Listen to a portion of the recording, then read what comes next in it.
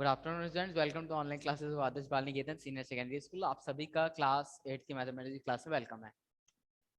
तो ध्यान दीजिएगा, अभी हम लोग ये पढ़ रहे हैं कि elements of parallelogram. Elements of parallelogram में मैंने ये बताया कि अपोजिट साइड होती है, एडजेसेंट अपोजिट एंगल होते हैं, एडजेसेंट साइड होती है, एडजेसेंट एंगल होते हैं। इसको स्टडी कर रहे हैं। तो अपोजिट साइड में ए बी के अपोजिट डीसी, एडी के अपोजिट बीसी। अपोजिट यानी सामने। अपोजिट एंगल, एंगल डी के सामने बी है, लेकिन ए और सी क्या है? एडजेसेंट है ना। अभी हम लोग लिखेंगे तो एडजेसेंट साइड एडी के एडजेसेंट, एडी से जो जो लाइनें जुड़ रही हैं डायरेक्टली वो उसके एडजेसेंट है। तो एडी के एडजेसेंट कौन है? ए बी और डीसी। डीसी के कौन है? A B and DC. इसी तरह हर एक के लिए एडजेसेंट कोई दो है, ठीक है ना। तो अपने से बाकी के दो भी आप अपने से लिखेंगे। नेक्स्ट देखिएगा, एडजेसेंट एंगल। एंगल ए के एडजेसेंट कौन है? एंगल ए के बगल में कौन है? एंगल डी और एंगल बी। एंगल डी और एंगल बी। नेक्स्ट देखिएगा, एंगल बी के एडजेसेंट कौन है? Angle A and angle C. Sir sir हाँ सर ये एंगल्स नहीं दिख रहे नीचे के एडजेसेंट वाले। हाँ, सुनो क्या है ना, तुम खुद भी लिख सकते हो। देखो, ए के बगल में कौन सा एंगल है? डी और बी। समझे बात? ऋषि,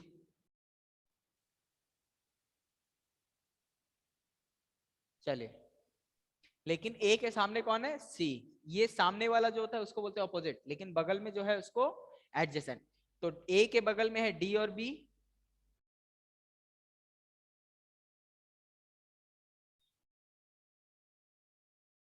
ए के बगल में डी और बी, बी के बगल में ए और सी, और डी के बगल में ए और सी, और सी के बगल में बी और डी। बाकी के दो और आप अपने से लिखेंगे, ठीक है ना। तो ये था बेसिक का सा कॉन्सेप्ट, है ना, एलिमेंट्स ऑफ अ पैरेललोग्राम में। नेक्स्ट देखिएगा topic,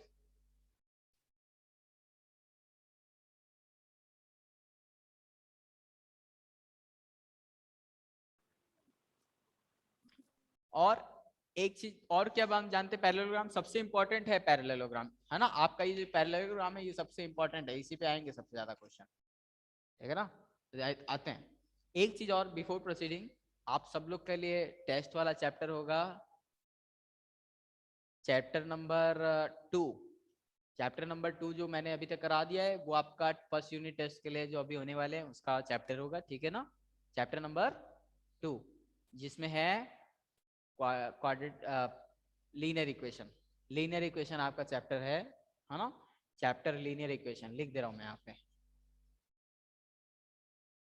chapter 2 linear equation, first unit test.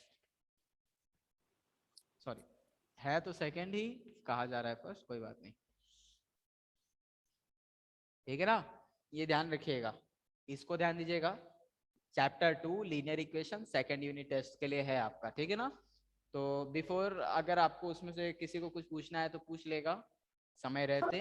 Yes आपको सर, पूछना है मुझे। ठीक है, जिसे पूछना है वो पूछ लेगा। कुछ एक दो सवाल में ही प्रॉब्लम अभी होगा, क्या बहुत सर? ज्यादा कुछ है।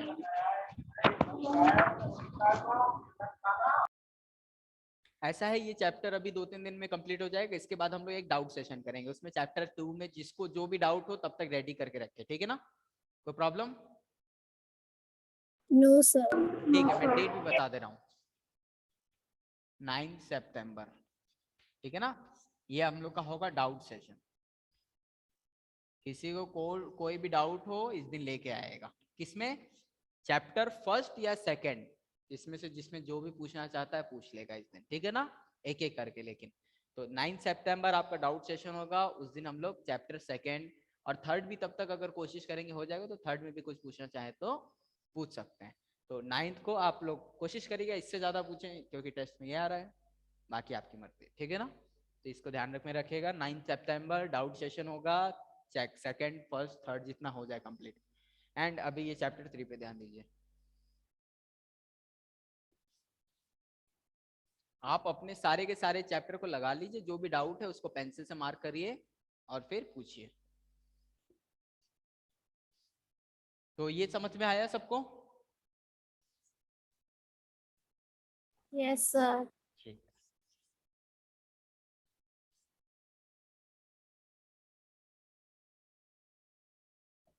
नेक्स्ट देखिएगा,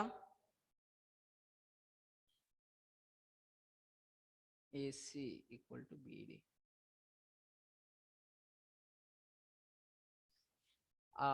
क्या आप लोग ने कॉन्ग्रुएंसी ऑफ अ ट्रायंगल वाला चैप्टर पढ़ा था क्लास 8 में, या कंप्लीट नहीं हुआ था? ऐसा कुछ था, कंप्लीट नहीं हुआ था। आप लोग का लॉकडाउन लग गया था आप लोग के क्लासेस में के टाइम, तो कॉन्ग्रुएंसी वाला चैप्टर पूरा नहीं हुआ था, बट उससे रिलेटेड टॉपिक है। तो find the parameter of a parallelogram example है एक, बट उससे पहले डायगोनल्स के बारे में है।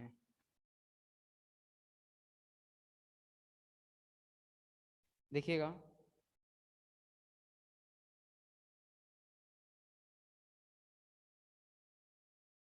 ठीक, समझिएगा। कहने का मतलब, अगर मान लीजिए आपको दो ट्रायंगल दे दिया, अगर इसका ये वाला एंगल इसके बराबर है और ये वाला एंगल इसके बराबर है, ये वाला नहीं, मतलब कोई भी दो एंगल किसी, इस ट्रायंगल में 3 एंगल है ना, इसके कोई दो एंगल किसी अनदर 2 एंगल के बराबर है, और कोई एक साइड अनदर साइड के बराबर है, ठीक है ना, तो ये दोनों ट्रायंगल कॉन्ग्रुएंस होंगे। कॉन्ग्रुएंस यानी एक जैसे, जैसे आपके क्लास में एक एग्जांपल है ना, वैभवी एंड वैष्णवी, तो वो दोनों क्या है, कॉन्ग्रुएंस, एक जैसे हैं पूरे। तो ऐसा ही कुछ है, आपका अगर दो ट्रायंगल एक जैसा होगा तो वो शेप साइज सब में एक जैसा होगा। तो ये एक एंगल बराबर होना चाहिए दोनों में, एक और एंगल बराबर होना चाहिए, और एक साइड बराबर होनी चाहिए, ठीक है ना। अगर दो ऐसे ऐसा कुछ हो जाएगा तो हमारे फिगर क्या हो जाएंगे, एक जैसे ट्रायंगल के लिए, ठीक है ना। तो आइए टॉपिक पे। मान लीजिए आपने एक पैरेललोग्राम बनाया, ठीक है ना, इसमें आपने क्या बनाया, एक डायगोनल ABCD, ऑन कर दो, ABCD हो गया। अब देखना, अब अगर हमारा ये क्वाड्रिलेटर है, जो ABCD एक क्वाड्रिलेटर है, इस फिगर में देखिए,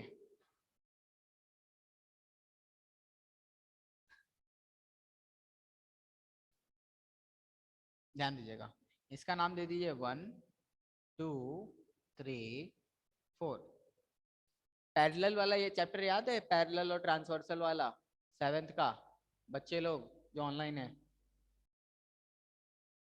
यस सर। हाँ, याद करिए, जब दो लाइन पैरेलल होती थी, एक ट्रांसवर्सल होती थी, तो अल्टरनेट इंटीरियर एंगल बराबर होते थे, कॉरस्पॉन्डिंग एंगल बराबर होते थे, है ना। तो ये सब चीजें ध्यान रखिएगा। तो ऐसा ही कुछ यहाँ हो रहा है, जब AB किस पैरेललोग्राम में AB किसके पैरेलल होता है, BC के। आपने BD ड्रॉ किया, अगर दो लाइन पैरेलल हैं, उनको एक लाइन काटेगी, ट्रांसवर्सल का काम करेगी ना, तो यानी कि BD क्या है, BD इज ट्रांसवर्सल। BD क्या है, ट्रांसवर्सल। अब BD अगर आपकी ट्रांसवर्सल है, एक्चुअल में ये है तो डायगोनल, ये जो आपने बनाई क्या है, ये है एक डायगोनल, ये डायगोनल यहाँ पर ट्रांसवर्सल का काम करेगी। तो एंगल 1 किसके बराबर होगा, बता सकते हैं जो बच्चे ऑनलाइन है?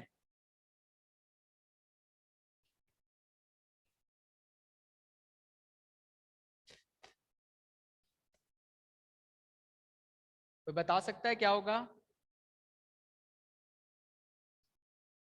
छवि, भूमिका, अनिरुद्ध?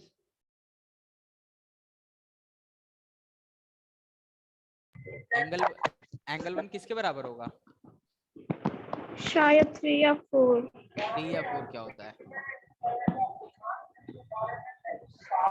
जब दो लाइन पैरेलल हो तो ट्रांसवर्सल में अल्टरनेट इंटीरियर एंगल बराबर होता है। तो 2 के अल्टरनेट 3 बन रहा है, 1 के अल्टरनेट 4 बन रहा है। तो एंगल 1 किसके बराबर हुआ, एंगल 4 के। एंगल 2 किसके बराबर हुआ, एंगल 3 के। अब ध्यान दीजिए, ये भी एक ट्रायंगल है, ये भी एक ट्रायंगल है, दो ट्रायंगल हैं, एंगल बराबर आ गए दोनों में, एक एक, एक ए इसमें आ गया, एक एंगल इसमें आ गया, और देखिए साइड बीडी दोनों में एक जैसी है, बीडी इज कॉमन,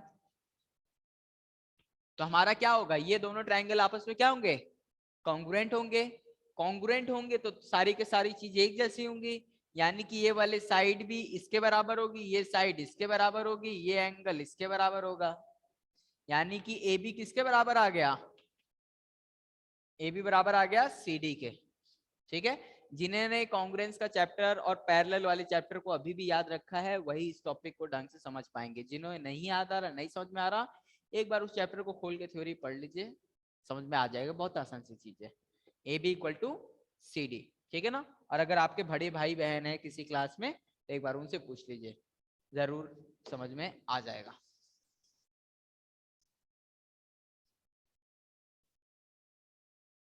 नेक्स्ट देखिएगा,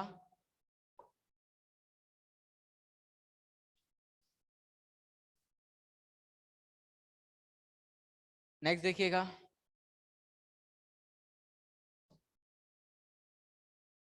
find the parameter of parallelogram, क्या निकालना है, पैरामीटर। व्हाट इज पैरामीटर,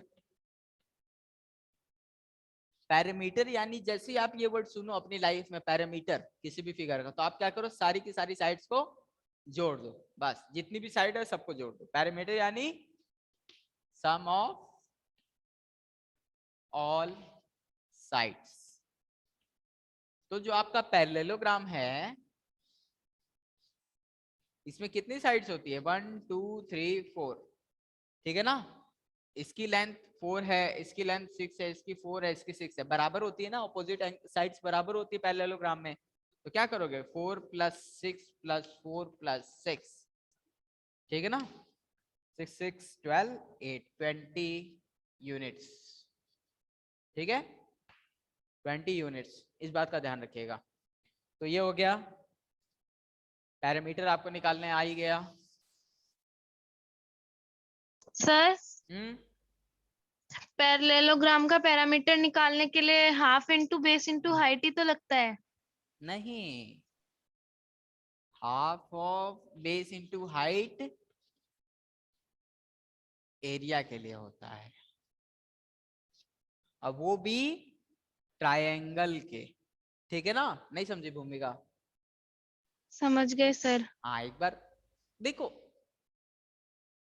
इस तरह से समझो, कैसे पता चला ये एरिया का है, सभी के सभी एरिया निकालना के लिए जब भी आप कभी एरिया निकाल रहे होगे तो आप दो नंबर्स को मल्टीप्लाई करोगे ही, बिना मल्टीप्लाई किए कभी भी एरिया आ ही नहीं सकता, जब आप दो नंबर्स को मल्टीप्लाई करोगे तो एरिया आएगा, ये बात ध्यान रखना, ठीक है, नहीं समझे, समझ गए सर। चाहे आप, अब ये देखो, मान लो मेरे को ये नहीं पता कि ये ट्रायंगल का एरिया है, लेकिन ये तो कंफर्म है ये एरिया है, क्यों, बी की कुछ लेंथ होगी 6 मीटर, हाइट कुछ होगी 8 मीटर, मीटर को मीटर से मल्टीप्लाई करें तो मीटर स्क्वायर आएगा, जब रेक्टेंगल का फॉर्मूला क्या होता था एरिया का, एल इंटू बी, इसमें भी देखिए मल्टीप्लाई हो रहा है, स्क्वायर का एरिया निकालते थे तो एस इंटू एस होता था, यानी कि जब भी आप एरिया निकालेंगे मल्टीप्लाई का ही काम करेंगे, और सिर्फ दो नंबर का, दो से ज्यादा नहीं, ठीक है ना, लेकिन आपने ऐसा कुछ किया, और पैरामीटर में क्या करते थे, हमेशा ऐड करेंगे चीजों को, और सिर्फ एक एक करके सारे नंबर को, कई सारे नंबर होंगे पर सबको ऐड ही किया जाएगा, कोई भी एक नंबर किसी अनदर से मल्टीप्लाई नहीं होगा, ठीक है ना, बस इस बात का ध्यान रखिएगा।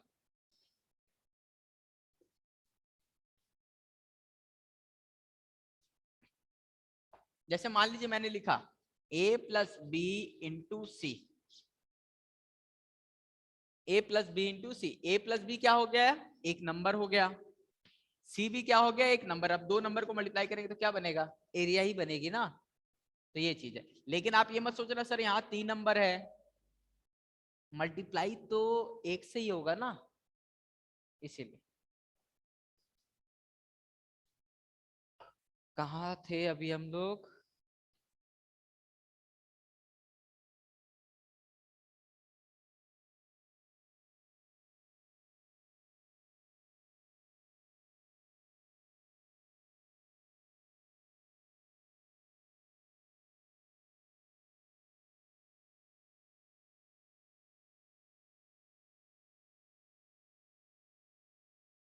नेक्स्ट ध्यान दीजिएगा,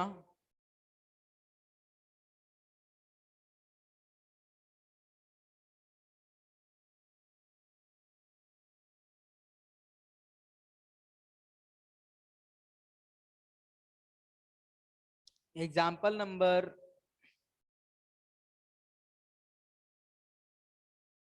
4।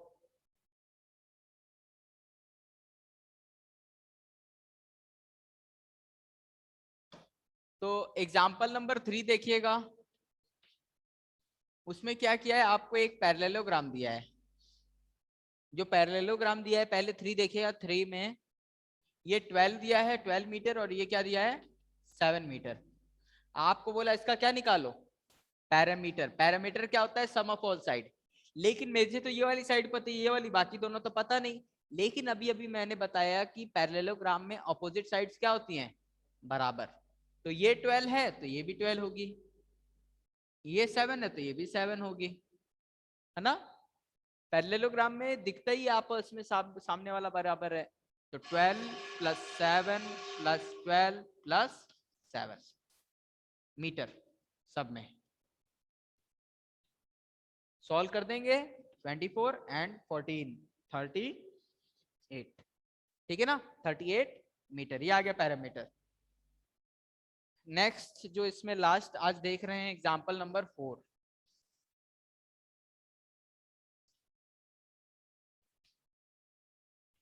मैंने बताया ना, अल्टरनेट इंटीरियर एंगल बराबर होता है, यानी कि हमारा जो पैरेललोग्राम होता है, ये डायगोनल होता है, ये एंगल इसके बराबर होता है, ये वाला एंगल इसके बराबर होता है, बताया ना। तो मान लीजिए इसका इस एंगल की वैल्यू दी है 60 डिग्री, तो ये वाली भी 60 डिग्री होगी, ये वाली एंगल अगर 70 डिग्री तो ये भी 70 डिग्री होगी, ठीक है ना। इस चीज का ध्यान रखिएगा।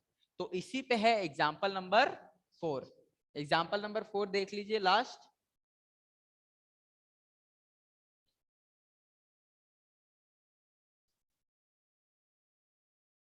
हंड्रेड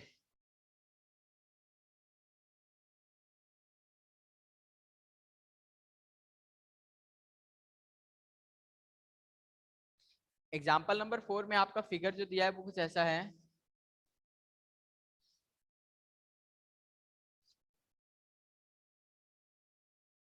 आपको x y, आपको यहां पर क्या दिया है, 100 डिग्री, और कहा है x बताओ, y बताओ और z बताओ, ठीक है ना। क्या बताओ, x y z। अब एक बात बताओ, मैंने बताया पैरेललोग्राम में ऑपोजिट एंगल्स बराबर होते हैं, तो x की वैल्यू क्या हो जाएगी, 100, ये 100। अब बताओ, मैंने ये भी बताया, ये 100 ये 100, ये दोनों एंगल बराबर होगा कि नहीं, यानी कि इस एंगल की जो वैल्यू होगी वो भी z होगी, और क्वाड्रिलेटर में चारों एंगल का सम क्या होता है, 360। और एक तरीका ये है कि आप y निकाल लो। y कैसे निकालोगे, y = measure the angle corresponding to angle x।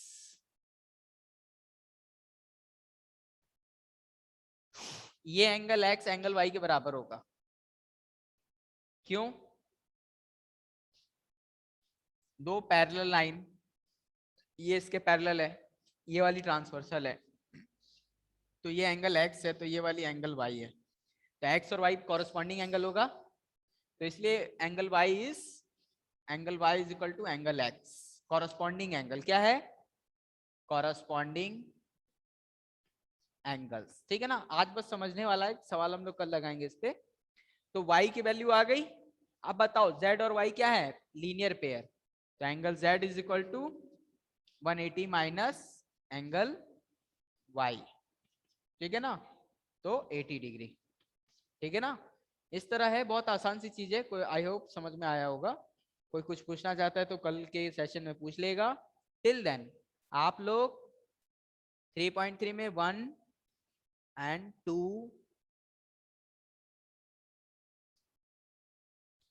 तो आप लोग का होमवर्क देख लीजिए।